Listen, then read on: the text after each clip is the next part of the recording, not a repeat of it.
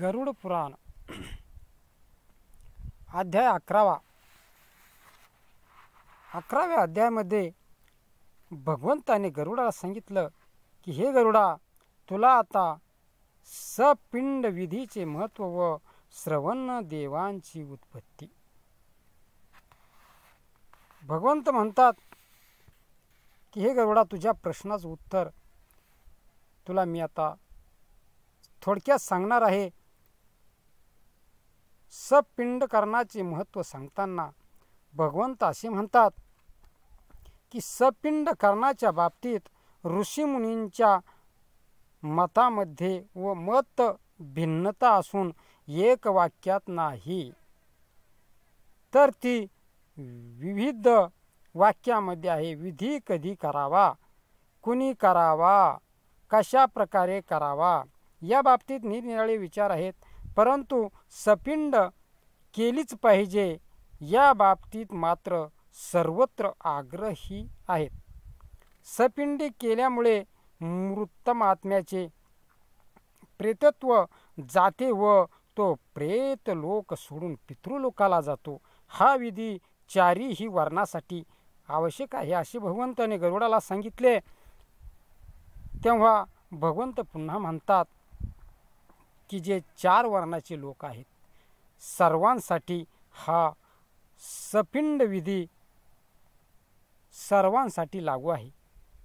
तरी सपिंडानंतर प्रेत श्राद्धाचा विधी करू नये.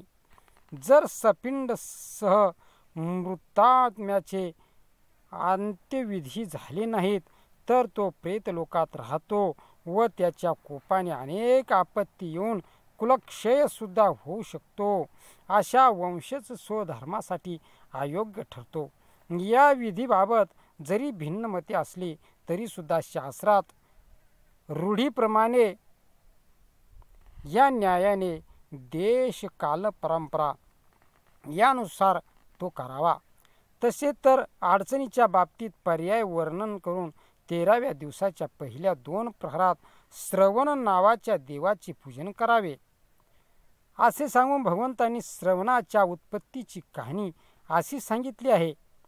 जेव्हा कल्पारंभी विधात्याने यमधर्माला कर्मानुसार फळे देण्याचा अधिकार दिला व संयमनी नावाची नगरी राहण्याकरिता दिली, तेव्हा यम म्हणाला की देवा, मनुष्याची संख्या अब्जावधी आहे व प्रत्येकाच्या जीवनातल्या लहान मोठ्या कर्माचा हिशोब ठेवणे कठीण आहे आणि मला कसे शक्य होणार. तेव्हा त्याची चिंता जाणून विधीने श्रवण नावाचे 12 प्रकारचे असंख्य देव उत्पन्न केले आणि ते देव उत्पन्न केल्यानंतर त्यांना असे सामर्थ्य दिले की ते प्रत्येक प्राण्याचे दर क्षणाचे कृत्य जाणतात व ते यमधर्माला प्राण्याच्या न्याय निवाड्याच्या वेळी सांगतात. त्यांना दूरश्रवणाची व दूरदर्शनाची सिद्धी असते.